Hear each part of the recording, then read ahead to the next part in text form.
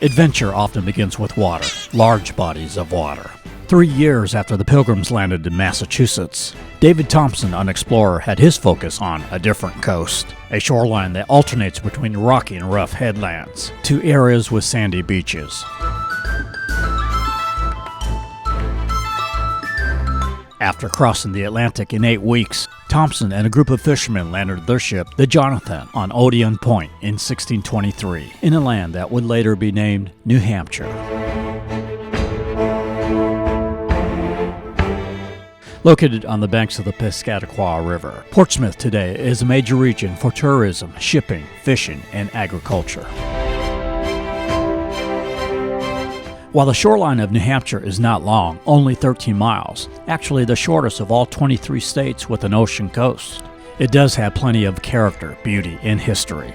Perfect for a romantic family weekend getaway with a mixture of mansions and cottages.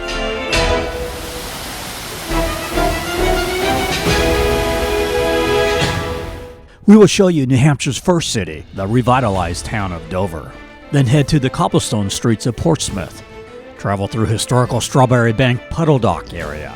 Then show the colorful island of Newcastle, surrounded by the Piscataqua River, Fort Constitution, and the Portsmouth Harbor Lighthouse.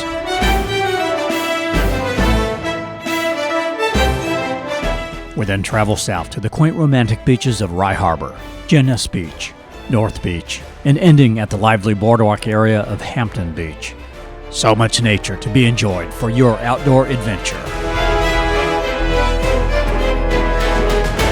So sit back, relax, and enjoy the ride as we explore the seacoast of New Hampshire.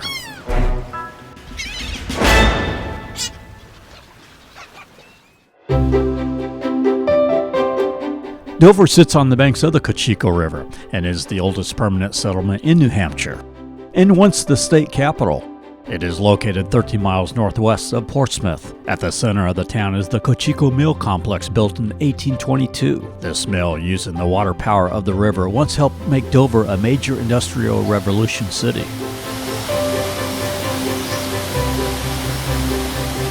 But was then hit hard by competition in the South and the Great Depression. The old mills sat vacant for many years, but in recent years these underutilized mills have been transformed into a chic modern-day economic engine while still maintaining its vintage atmosphere. It now hosts apartment homes, businesses, the Noggin factory toy shop, and the 7th Settlement Brewery and Restaurant.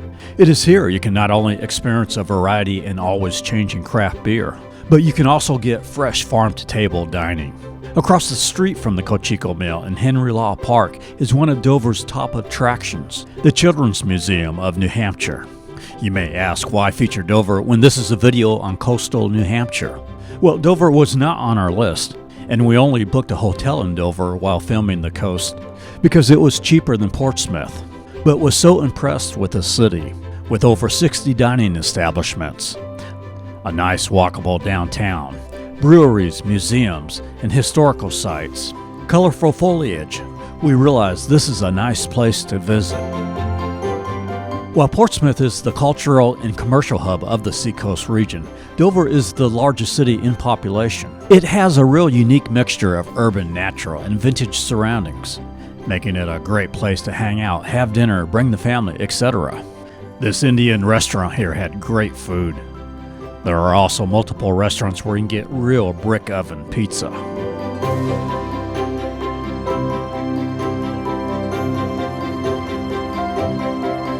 The Cocheco River runs through the heart of downtown. You can canoe, kayak, or paddleboard.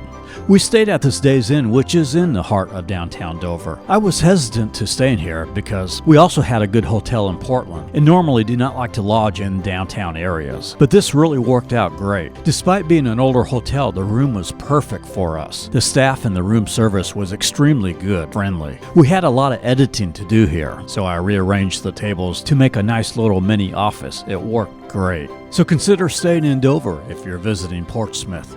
I think you might like it.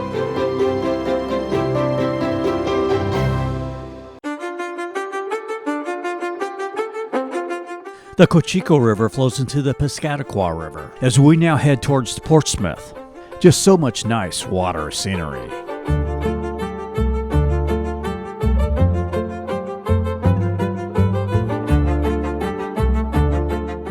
Portsmouth was originally known as Strawberry Bank because of the wild strawberries found in the region in early summer. The name changed to Portsmouth in 1653.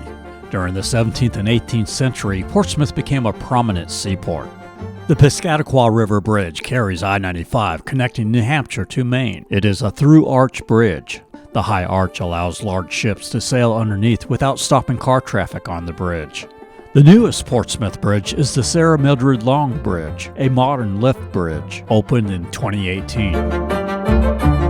The older lift bridge, Memorial Bridge, built in 1923, carries Route 1 across Badger Island to Kittery, Maine.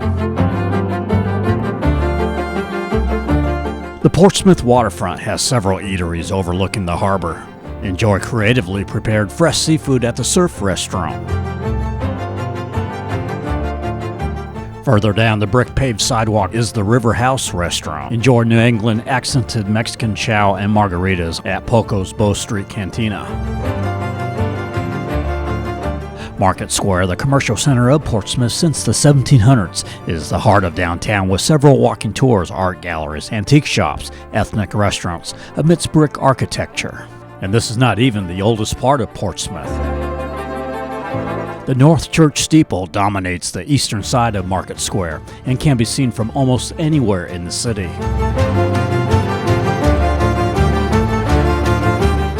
During warmer months, you can take a narrated cruise along the Portsmouth Harbor down the seacoast to the Isles of Shoals, a group of islands 6 miles off the coast straddling the border of Maine and New Hampshire. More on these islands later.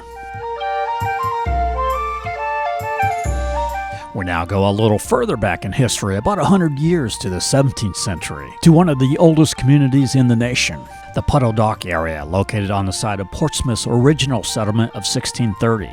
It is here you can see 32 historical buildings, 8 gardens, craft demonstrations, and learn about everyday life from the 1600s to the 1950s. Every 4th of July, the Strawberry Bank Museum hosts a naturalization ceremony for new citizens.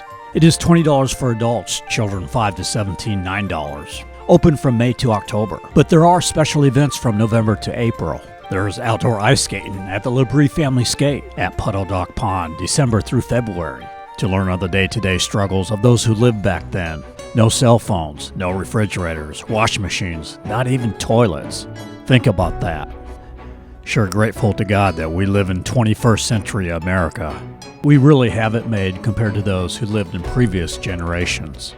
Our problems aren't so bad after all. We now head out 2.5 miles on Route 1B to the Portland Harbor Lighthouse on the gorgeous Isle of Newcastle. Route 1B and 1A form a circular route from Strawberry Bank to the lighthouse with a few bridges and the incredible water scenery of the Piscataqua River.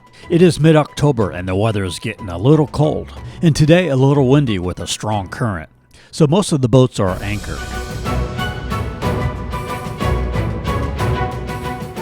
This area is popular for bicycling. With this scenery, you can see why.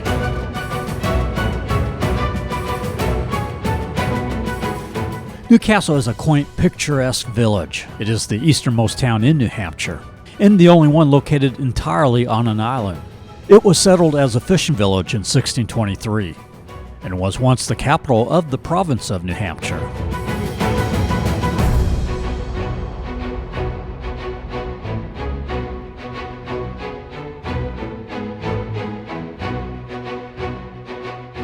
It is said that the first overt act of the Revolutionary War took place at Fort William and Mary in December of 1774, after Paul Revere rode into Portsmouth and the Patriots attacked the British at this fort. The name was later changed to Fort Constitution. The Portsmouth Harbor Lighthouse, originally Fort Point Lighthouse, was the first light station north of Boston in the American colonies, first lit in 1771.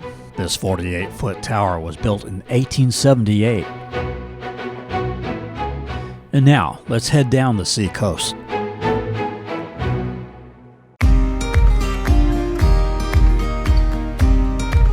The Piscataqua River around Newcastle provides an impressive array of paddling opportunities in a relatively confined area. Lots of islands to explore the wildlife. You can rent kayaks and paddleboards at the Seven Rivers Paddling, or take a guided tour.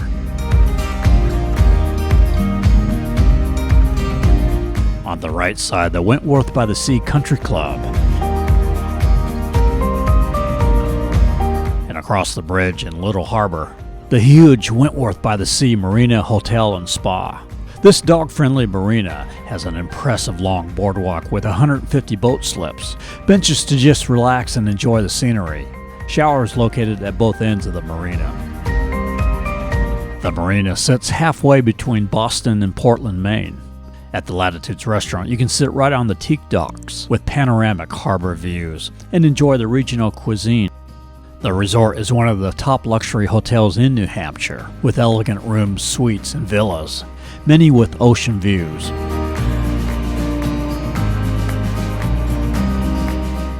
Across the Piscataqua River from Wentworth by the Sea is Odeon Point State Park, the location of the Seacoast Science Center, which features fish, marine animals, plus touch tanks, and a discovery dock for kids. Ocean Boulevard runs right along the edge of the Atlantic. Rocky headlands along the Seal Rocks area. In the distance, the Pulpit Rock Tower, which is accessed via a footpath from Neptune Drive. An observation platform is located at the top, was built during World War II.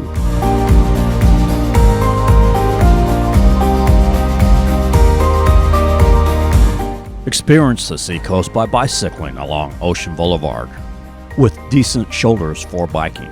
Grab a lobster roll and chowder at Petey's Summertime Seafood Bar, located between Odeon Point and Rye Harbor. Despite its name, it is a year-round seafood shack and ice cream counter. New England cottages line Ocean Boulevard. Experience an Atlantic sunrise while staying in a quaint seaside cottage at Philbrooks by the Sea.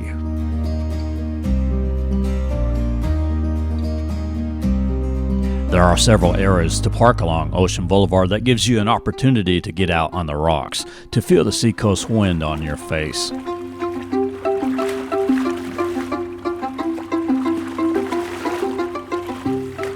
Way off in the distance you see the Isles of Shoals.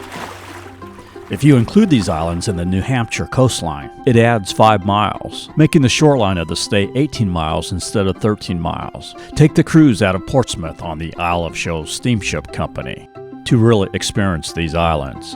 At Wallace Sands Beach, a large flat rock jetty strip make it a tempting spot to explore as well. Just be careful of the tide because it can push you out to sea pretty quick. Wallace Sands Beach, at high tide, not much room on the beach to walk, but at low tide, a nice walk.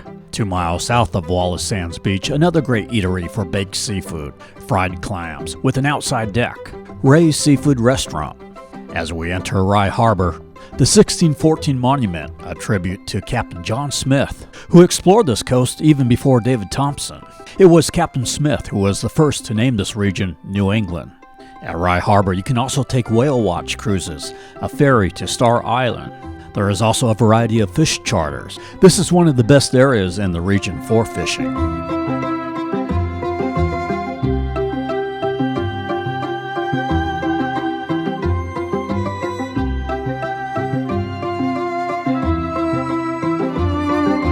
Harbor Road runs along this stretch of the coast with scenic homes and cottages.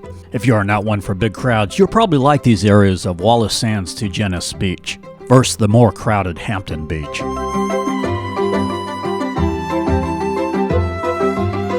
Upscale American cuisine and seafood with ocean views at the Carriage House restaurant on the right, or pizza and ice cream at the Seaside Grill, Sandpiper Cafe. A surf shop to rent paddleboards or to get a lesson on paddleboard surfing.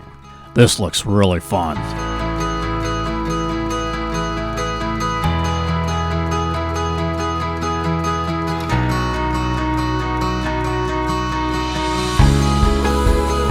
On the other end of this stretch of sand is Sawyer's Beach, also popular for paddleboard surfing.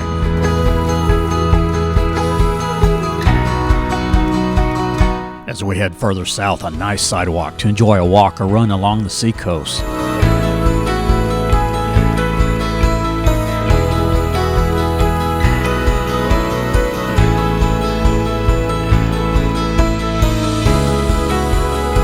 Whether you are the serious bike rider or a casual cyclist enjoying the ocean views, this is a great area for outdoor recreation.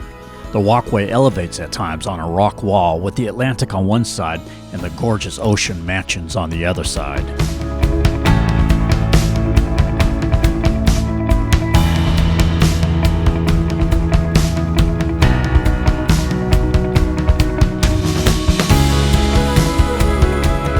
Four miles south of Genesee Beach, we enter North Beach in the Hampton city limits. The Beach Plum restaurant located here with gluten-free food.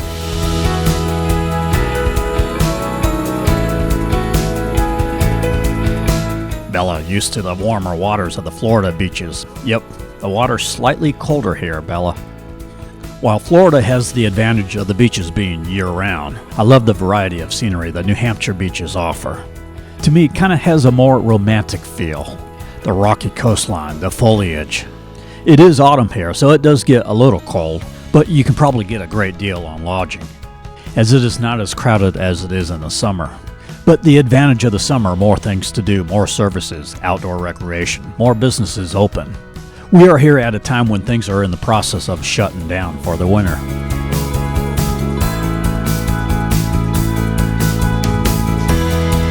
We enter the Hampton Beach area. Many vacation rentals available. The long reconstructed seawall.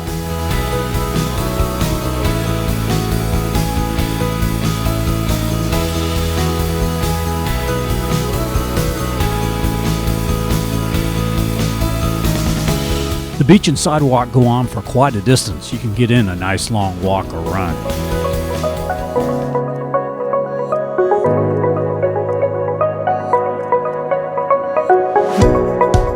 Hampton Beach has the full boardwalk experience with wide sandy beach, restaurants, arcades, and entertainment along the surf. It is pretty much a family-friendly beach, although be aware they do have an annual topless day in August, which commemorates the 19th Amendment being passed in 1920, giving women the right to vote. There are several festivals in the summer. In mid-August is the annual Children's Festival with magic shows, a parade, and plenty of fun. Early in September is the annual Sand Sculpting Classic. It happens at the Hampton Beach Village District. Later in the month, the annual Seafood Festival happens here with art, craft, and beer tents and live music. The Explore the Ocean World Oceanarium has tours and a touch tank. The B Street Bagel Bistro.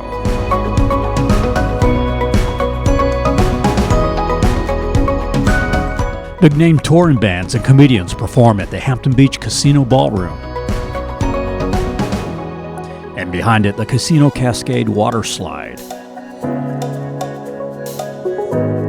Seafood and pub grub with live music at the Biker Bar with sidewalk seats at Wally's Pub.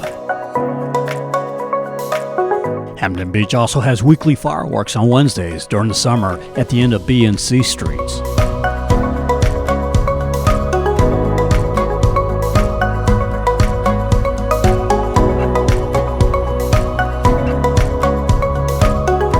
On the southern part of the island, you can take deep-sea fishing trips or whale-watching cruises with Algaron Cruises.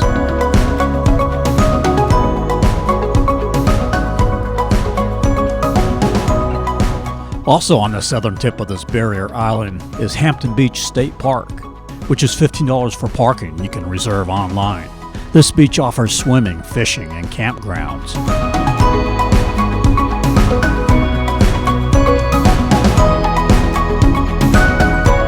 Off in the distance, the Seabrook Dunes and Beach, the southern border of the New Hampshire Seacoast, and beyond that, the state of Massachusetts.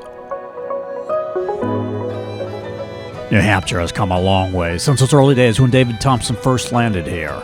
Life is meant to be lived, to reach beyond, to explore, whether it's hiking in the White Mountains or riding a wave on the seacoast. New Hampshire gives us so many opportunities to enjoy our freedom.